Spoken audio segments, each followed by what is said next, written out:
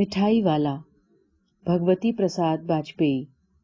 बहुत ही मीठे स्वरों के साथ वो गलियों में घूमता हुआ कहता, बच्चों को बहलाने वाला, खिलौने वाला। इस अधूरे वाक्य को वो ऐसे विचित्र किंतु मादक मधुर ढंग से गाकर कहता कि सुनने वाले एक बार को अस्थिर हो उठते। उनके स्नेहाभिषिक्त कंठ से फूटा हुआ उपयुक्त गान सुनकर निकट के मकानों में हलचल मच जाती। छोटे छोटे बच्चों को अपनी गोद में लिए युवतियां चीकों को उठाकर छज्जों के नीचे झांकने लगती। गलियों और उनके अंतर्व्यापी छोटे छोटे उद्यानों में खेलते और इठलाते हुए बच्चों का झुंड उसे घेर लेता। तब वो खिलौने वाला वहीं बैठकर खिलौने की पेटी खोल देता। बच्चे खिलौने देखकर पुलकित हो उठते।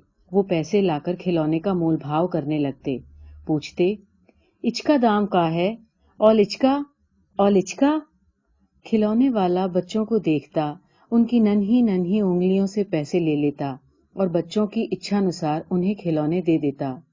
खिलौने लेकर फिर बच्चे उछलने कूदने लगते और तब फिर खिलौने वाला उसी प्रकार गा कर कहता, बच्चों को बहलाने वाला, खिलौने वाला। सागर की हिलोर की भांति उसका ये मादक गान गली भर के मकानों में इस ओर से उस ओर तक लहराता हुआ पहुंचता और इस तरह खिलौने वाला आगे बढ़ जाता। राय विजय बहादुर के बच्चे भी एक दिन खिलौने लेकर घर आए। वो 2 बच्चे थे, चुन्नू और मुन्नू। चुन्नू जब खिलौने ले आया तो बोला, मेला घोला कैसा छुंदल है। मुन्नू बोला, और देखो मेला कैसा छुंदल है। दोनों अपने हाथी घोड़े लेकर घर भर में उछलने लगे। इन बच्चों की माँ रोहिणी कुछ देर तक उनका खेल निरखती रही। अंत में दोनों बच्चों को बुलाकर पूछा, अरे ओ चुन्नू मुन्नू, ये खिलौने तुमने कितने में लिए हैं? मुन्नू बोला, 2 पैसे में, खिलौने वाला दे गया है। रोहिणी सोचने लगी, इतने सस्ते कैसे दे गया? कैसे दे गया ये तो वही जाने, लेकिन दे तो गया ही है, ये तो निश्चय है। एक जरा सी बात ठहरी। रोहिणी अपने काम पर लग गई। फिर कभी उसे इस विचार की आवश्यकता भी भला क्यों पड़ती। 6 महीने बाद नगर भर में 2-4 दिनों से एक मुरली वाले के आने का समाचार फैल गया। लोग कहने लगे, भाई वाह, मुरली बजाने में वो एक ही उस्ताद है। मुरली बजाकर गाना सुनाकर वो मुरली बेचता है, सो भी 2-2 पैसे। भला इसमें उसे क्या मिलता होगा? मेहनत भी तो ना आती होगी। एक व्यक्ति ने पूछ लिया, कैसा है वो मुरली वाला? मैंने तो उसे नहीं देखा। उत्तर मिला, उम्र तो उसकी अभी अधिक न होगी, यही 30-32 का होगा। दुबला पतला गोरा युवक है, बीकानेरी रंगीन साफा बांधता है। अरे वही तो नहीं जो पहले खिलौने बेचा करता था? अच्छा, क्या वो पहले खिलौने भी बेचा करता था? हाँ, जो आकार प्रकार तुमने बतलाया उसी प्रकार का तो वो भी था। तो वही होगा, पर भाई है वो एक उस्ताद। प्रतिदिन इसी प्रकार उस मुरली वाले की चर्चा होती। प्रतिदिन नगर की प्रत्येक गली में उसका मादक मृदुल स्वर सुनाई पड़ता, बच्चों को बहलाने वाला, मुरलिया वाला। रोहिणी ने भी मुरली वाले का ये स्वर सुना। उसे तुरंत ही खिलौने वाले का स्मरण हो आया। उसने मन ही मन कहा कि खिलौने वाला भी इसी तरह गा गा कर खिलौने बेचा करता था। रोहिणी उठकर अपने पति विजय बाबू के पास गई। जरा उस मुरली वाले को बुलाओ तो, चुन्नू मुन्नू के लिए ले लूं, क्या पता फिर इधर आए न आए। वे भी जान पड़ता है पार्क में खेलने के लिए निकल गए हैं। विजय बाबू एक समाचार पत्र पढ़ रहे थे। उसी तरह उसे लिए हुए वो दरवाजे पर आकर मुरली वाले से बोले, क्यों भाई, किस तरह देते हो मुरली? किसी की टोपी गली में पड़ी, किसी का जूता पार्क में ही छूट गया और किसी का पाजामा ढीला होकर लटक आया है। इस तरह दौड़ते हांफते हुए बच्चों का झुंड आ पहुंचा और एक ही स्वर में सब बोल उठे, अम्बी लेंदे मुल्ली और अम्बी लेंदे मुल्ली। मुरली वाला हर्ष से गदगद हो उठा। बोला, देंगे भैया, सबको देंगे, लेकिन जरा ठहरो, एक एक को देने दो। अभी इतनी जल्दी हम कहीं लौट थोड़े ही जाएंगे, बेचने ही तो आए हैं। और हैं भी इस समय मेरे पास 1-2 नहीं, पूरी 57 मुरली हैं। हाँ बाबूजी, क्या पूछा था आपने? कितने में दी? दी तो वैसे 3-3 पैसे के हिसाब से है, पर आपको 2-2 पैसे में ही दूंगा। विजय बाबू भीतर बाहर दोनों रूपों में मुस्कुरा दिए। मन ही मन कहने लगे, कैसा है, देता तो सभी को इसी भाव से है, पर मुझ पर उल्टा एहसान लाद रहा है। फिर बोले, तुम लोगों को झूठ बोलने की कितनी आदत होती है। देते होंगे सभी को 2-2 पैसे में, पर एहसान का बोझा मेरे ऊपर लाद रहे हो। मुरली वाला एकदम अप्रतिभ हो उठा। बोला, आपको क्या पता बाबूजी कि इसकी असली लागत क्या है? ये तो ग्राहकों का दस्तूर होता है कि दुकानदार चाहे हानि उठाकर चीज क्यों न बेचे, पर ग्राहक यही समझते हैं कि दुकानदार मुझे लूट रहा है। आप भला काहे को विश्वास करेंगे? लेकिन सच पूछिए तो बाबूजी, असली दाम 2 ही पैसा है। आप कहीं से ये 2 पैसे में मुरलियां नहीं पा सकते। मैंने तो पूरी 1000 बनवाई थी, मुझे इसी भाव पड़ी हैं। विजय बाबू बोले, अच्छा, मुझे ज्यादा वक्त नहीं, जल्दी से 2 ठौ निकाल दो। 2 मुरलियां लेकर विजय बाबू फिर मकान के भीतर पहुंच गए। मुरली वाला देर तक उन बच्चों के झुंड में मुरलियां बेचता रहा। उसके पास कई रंग की मुरलियां थीं।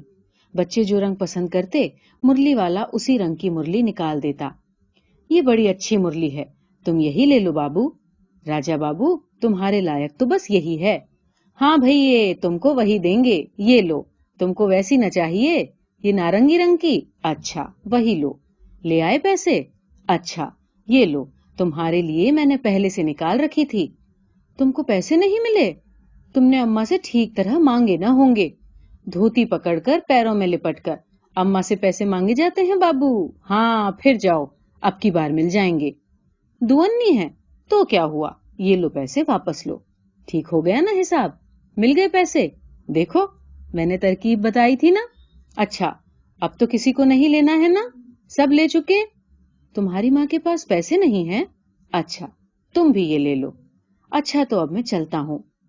इस तरह मुरली वाला फिर आगे बढ़ गया। आज अपने मकान में बैठी हुई रोहिणी मुरली वाले की सारी बातें सुनती रही। आज भी उसने अनुभव किया कि बच्चों के साथ इतने प्यार से बातें करने वाला फेरी वाला पहले कभी नहीं आया। फिर ये सौदा भी कैसा सस्ता बेचता है। भला आदमी जान पड़ता है। समय की बात है जो बेचारा इस तरह मारा मारा फिरता है। पेट जो ना कराए सो थोड़ा। इसी समय मुरली वाले का क्षीण स्वर दूसरी निकट की गली से सुनाई पड़ा। बच्चों को बहलाने वाला, मुरलिया वाला। रोहिणी इसे सुनकर मन ही मन सोचने लगी और कहने लगी, स्वर कैसा मीठा है इसका। बहुत दिनों तक रोहिणी को मुरली वाले का वो मीठा स्वर और उसकी बच्चों के प्रति वो स्नेह सिक्त बातें याद आती रहीं। महीने के महीने आए और चले गए, फिर मुरली वाला न आया। धीरे धीरे उसकी स्मृति भी क्षीण हो गई। 8 मास बाद सर्दी के दिन थे। रोहिणी स्नान करके मकान की छत पर चढ़कर अपने लंबे केश सुखा रही थी। इसी समय नीचे की गली में सुनाई पड़ा, बच्चों को बहलाने वाला, मिठाई वाला। मिठाई वाले का स्वर उसके लिए परिचित था। झट से रोहिणी नीचे उतर आई। उस समय उसके पति मकान में नहीं थे। हाँ, उनकी वृद्धा दादी थीं। रोहिणी उनके निकट आकर बोली, दादी, चुन्नू मुन्नू के लिए मिठाई लेनी है। जरा कमरे में चलकर ठहराओ। मैं उधर कैसे जाऊं, कोई आता न हो। जरा हटकर मैं भी चिक्की ओट में बैठी रहूंगी। दादी उठकर कमरे में आकर बोली, ए मिठाई वाले, इधर आना। मिठाई वाला निकट आ गया। बोला, कितनी मिठाई दूं मां? ये नए तरह की मिठाइयां हैं, रंग बिरंगी, कुछ कुछ खट्टी, कुछ कुछ मीठी, जायकेदार, बड़ी देर तक मुंह में टिकती हैं, जल्दी नहीं घुलती। बच्चे बड़े चाव से चूसते हैं। इन गुणों के सिवा ये खांसी भी दूर करती है। कितनी दूं? चपटी, गोल, पहलदार गोलियां हैं, पैसे की 16 देता हूं। दादी बोली, 16 तो बहुत कम होती हैं, भला 25 तो देते। मिठाई वाला, नहीं दादी, अधिक नहीं दे सकता। इतना भी देता हूं और ये अब मैं तुम्हें क्या। खैर, मैं अधिक न दे सकूंगा। रोहिणी दादी के पास ही थी। बोली, दादी, फिर भी काफी सस्ता दे रहा है, 4 पैसे की ले लो। ये लो पैसे। मिठाई वाला मिठाइयां गिनने लगा। तो 4 की दे दो। अच्छा, 25 न सही, 20 ही दे दो। अरे हाँ, मैं बूढ़ी हुई, मोल भाव अब मुझे करना ज्यादा आता नहीं। कहते हुए दादी के पोपले से मुंह से जरा मुस्कुराहट फूट निकली।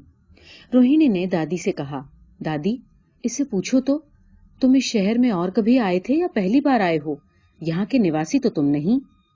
दादी ने इस कथन को दोहरा देने की चेष्टा की ही थी कि मिठाई वाले ने उत्तर दिया, पहली बार नहीं, और भी कई बार आ चुका हूं। रोहिणी चिक की आड़ से ही बोली, पहले यही मिठाई बेचते हुए आए थे या कोई और चीज लेकर? मिठाई वाला हर्ष, संशय और विस्मयादि भावों में डूबकर बोला, इससे पहले मुरली लेकर आया था और उससे पहले खिलौने।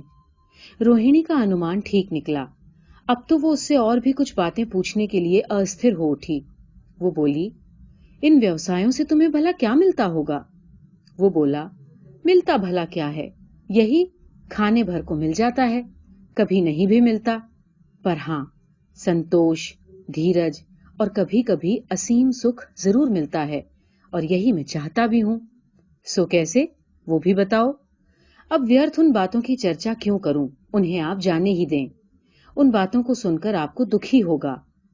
जब इतना बताया है तो और भी बता दो, मैं बहुत उत्सुक हूं, तुम्हारा हर्जा न होगा। मिठाई में और भी कुछ ले लूंगी। अतिशय गंभीरता के साथ मिठाई वाले ने कहा। मैं भी अपने नगर का एक प्रतिष्ठित आदमी था। मकान, व्यवसाय, गाड़ी, घोड़े, नौकर, चाकर, सभी कुछ था। स्त्री थी, छोटे छोटे 2 बच्चे थे। वो मेरा सोने का संसार था। बाहर संपत्ति का वैभव था, भीतर सांसारिक सुख का। स्त्री सुंदरी थी, उसमें मेरे प्राण थे, और बच्चे तो ऐसे सुंदर जैसे सोने के सजीव खिलौने। उनकी अटखेलियों के मारे घर में कोलाहल मचा रहता था। समय की गति, विधाता की लीला। अब कोई नहीं है। दादी, प्राण निकाले नहीं निकले, इसलिए अपने उन बच्चों की खोज में निकला हूं। वे सब अंत में होंगे तो यहीं कहीं, आखिर कहीं न कहीं तो जन्मे ही होंगे। उसी तरह रहता, घुल घुल कर मरता। इस तरह सुख और संतोष के साथ मरूंगा। इस तरह के जीवन में कभी कभी अपने उन बच्चों की एक झलक सी मिल जाती है। ऐसा जान पड़ता है जैसे वो इन्हीं में कहीं उछल उछल कर हंस खेल रहे हैं। पैसों की कमी थोड़ी ही है, आपकी दया से पैसे तो बहुत हैं। जो नहीं है, इस तरह उसी को पा जाता हूं। रोहिणी ने अब मिठाई वाले की ओर देखा। उसकी आंखें आंसुओं से तर हैं। इसी समय चुन्नू मुन्नू आ गए। रोहिणी से लिपटकर उसका आंचल पकड़कर बोले, अम्मा मिठाई। मुझसे लो, ये कहकर तत्काल कागज की 2 पुड़िया मिठाइयों से भरी और मिठाई वाले ने चुन्नू मुन्नू को दे दी। रोहिणी ने भीतर से पैसे फेंक दिए। मिठाई वाले ने पेटी उठाई और कहा, अब इस बार ये पैसे न लूंगा।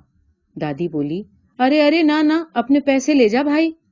तब तक आगे फिर सुनाई पड़ा, उसी प्रकार मादक मृदुल स्वर में, बच्चों को बहलाने वाला मिठाई वाला